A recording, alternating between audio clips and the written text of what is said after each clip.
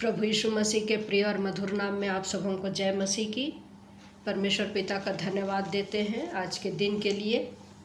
एक बार फिर से उसने हमको मौका दिया कि आज हम उसके वचन को लेकर के आने पाते हैं।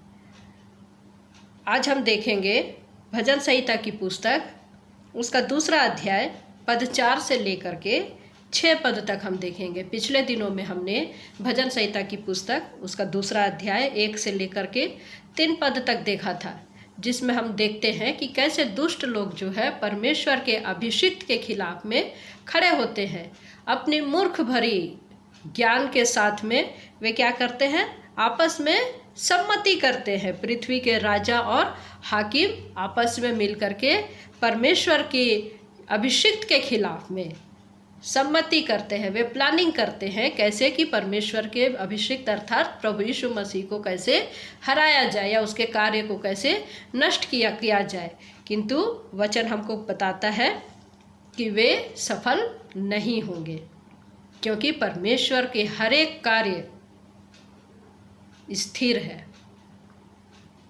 परमेश्वर के हर एक कार्य, चाहे वो इस सृष्टि को ही सृजा है क्यों ना हो, वो भी स्थिर है। आज हम उसके आगे देखेंगे पद 4 से लेकर के 6 पद तक। यहाँ लिखा है, वह जो स्वर्ग में विराजमान है हंसेगा, प्रभु उनको ठट्ठों में उड़ाएगा। तब वह उनसे क्रोध में बातें करेगा और क्रोध में कहकर उन्हें घबरा देगा। मैं तो अपने ठहराए हुए राजा को अपने पवित्र पर्वत सिय्योन की राजगद्दी पर बैठा चुका हूँ। परमेश्वर का वचन हमको कहता है कि वह जो स्वर्ग में विराजमान है हंसेगा। जो उसके अभिषिक्त के खिलाफ में कार्य करते हैं, षड्यंत्र रचते हैं, जो प्रभु यीशु मसीह के कार्य को ऐसा उनके मूर्ख भरी ज्ञान को वे लोग सोचते हैं कि प्रभु यीशु मसीह के कार्य को वे लोग तोड़ देंगे या नाश कर देंगे या उसको इच्छा को पूर्ति करने नहीं देंगे, ऐसे जो सोच रखते हैं, परमेश्वर पिता उनको ठट्ठों में उड़ाता है। परमेश्वर पिता उनको ठट्ठों में उड़ाता है, वो हंसता है उनके ऊपर में। मनुष्य कभी भी परमेश्वर की योजना को रोक नहीं सका है और ना ही रोक सकता है। मनुष्य के लिए बेहतर यही है कि वे अपने आप को समर्पित करें। और जब हम जो विश्वासी लोग हैं प्रभु को अपना जीवन दिए हैं, परमेश्वर ने हमको कैसे अपने लेपालक पुत्र और पुत्री होने का अधिकार दिया है, साथ ही साथ सामर्थ्य दिया है कि हम उसके द्वारा हम इस जो संसार में हम जीते हैं, अंधकार में संसार में जो हम जीते हैं, ज्योति के कार्य करें, एक गवाह बने। कैसी गवाह बने? ज्योति के संतान की गवाही दे। प्रभु यीशु मसीह प्रिय इस संसार में क्यों आए थे? प्रभु यीशु मसीह हम जो पाप में पड़े थे, उसने हमको पाप से छुड़ाया, वो इसलिए आए थे।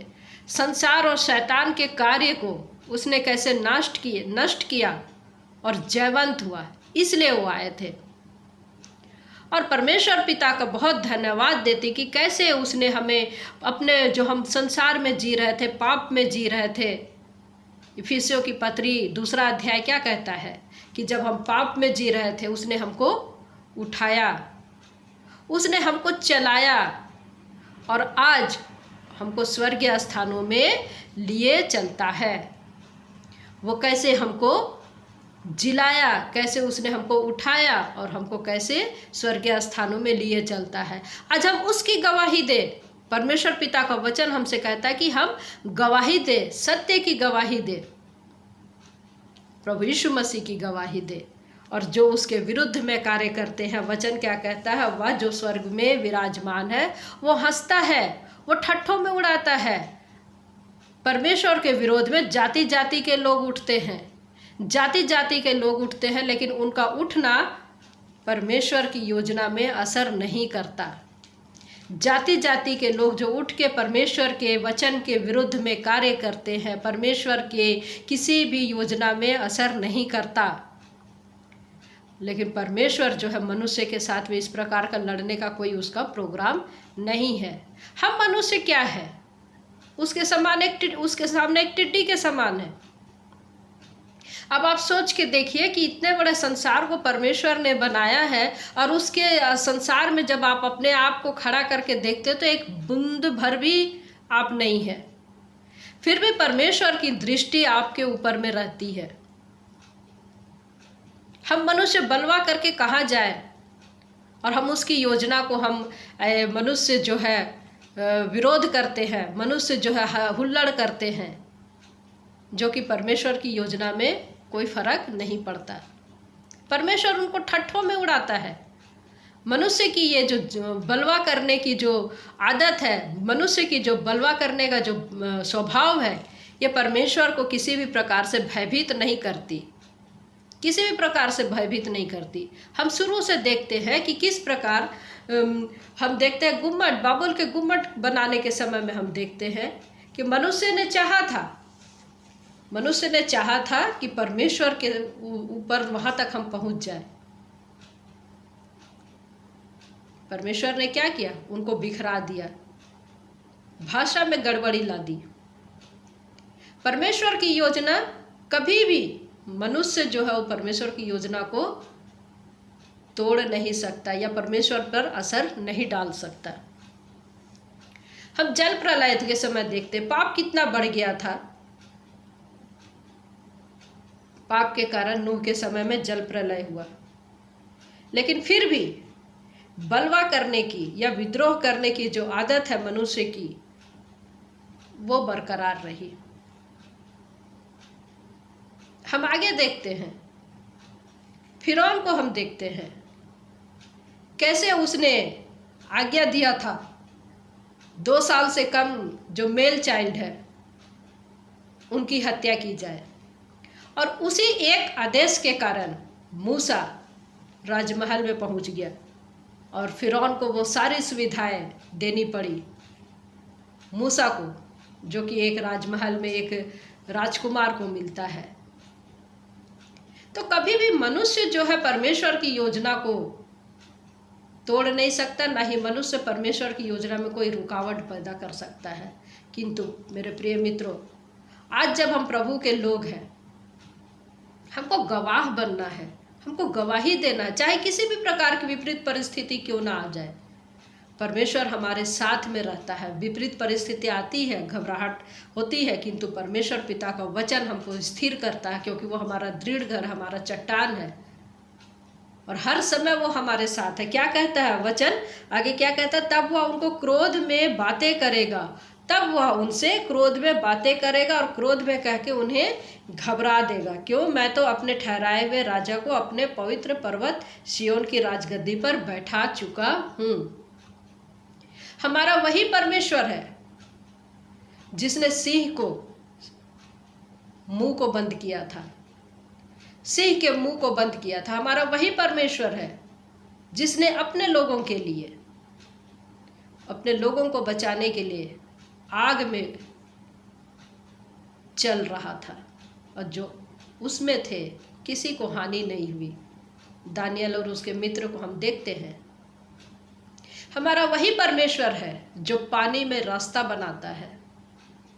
प्रिय मित्रों, हमको घबराने की जरूरत नहीं, क्योंकि परमेश्वर ने क्या कहता है कि मैं तो अपने ठहराए हुए राजा को अपने पवित्र पर्वत सिय्योन पर बैठा चुका हूँ। अर्थात प्रभु यीशु मसीह को जो अलग किया गया है, जिसको परमेश्वर ने पवित्र किया है, अभिषेक किया है, वो उसको बैठा चुका है।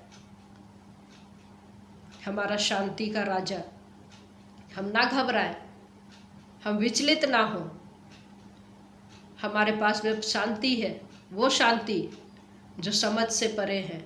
और यदि आपके पास में शांति नहीं है, आपके अपने आत्मिक जीवन को आप जांचें, क्योंकि परमेश्वर हमारे साथ में है। हम हमेशा हमारे साथ में वो रहता है, इस जीवन में ही नहीं किंतु मृत्यु के बाद भी वो हमारे साथ में है। तो हम ना घबराएं, अपने विश्वास में दृढ़ रहे। हम आशा के लोग हैं, हम अपने आशा में हमको जयवंत होना है, हमको आशा में आगे बढ़ना है। ना घबराए मेरे प्रिय मित्रों, क्योंकि वो हमारे लिए पवित्र पर्वत सिय्योन को की राजगद्दी पर उसने अपने अभिषिक्त को बैठा चुका। और ये परमेश्वर का योजना है, एक प्लानिंग है, और इसको कोई भी मनुष्य तोड़ नहीं सकता, कोई भी मनुष्य इसको रोक नहीं सकता। अब इस वचन के द्वारा परमेश्वर पिता हमें से प्रत्येक को आशीष दे। आइए हम प्रार्थना करेंगे। खुदावन बाप, हम आपका धन्यवाद देते हैं। सचमुच में पिता परमेश्वर, आप महान हैं। आपने योजना बनाई प्रभु हम मनुष्य जाति के लिए पिता, कि हम कैसे पाप में डूबे हुए थे प्रभु जी, और आपने पिता हमारे लिए अपने पुत्र को दिया कि हम उस पर विश्वास करने के द्वारा प्रभु जी अनंत जीवन को प्राप्त करने पाते हैं। सो प्यारे पिता परमेश्वर, होने दे कि जब तक हम इस संसार में रहते प्रभु जी, आपकी उपस्थिति में रहते हुए पिता अपने दिनचर्या को चलाने वाले होने पाए। धन्यवाद देते पिता कि आप हमारी सहायता करते हैं। हमारे बोलने में आपने सहायता की प्रभु जी, इसलिए आपका धन्यवाद देते हुए प्रार्थना प्रभु यीशु मसीह के नाम से मांगते हैं। दया करके सुने और स्वर्ग राज में ग्रहण करें। आमीन। जय मसीह की। परमेश्वर पिता का अनुग्रह हम में से प्रत्येक के जीवन में बना रहे। आमीन।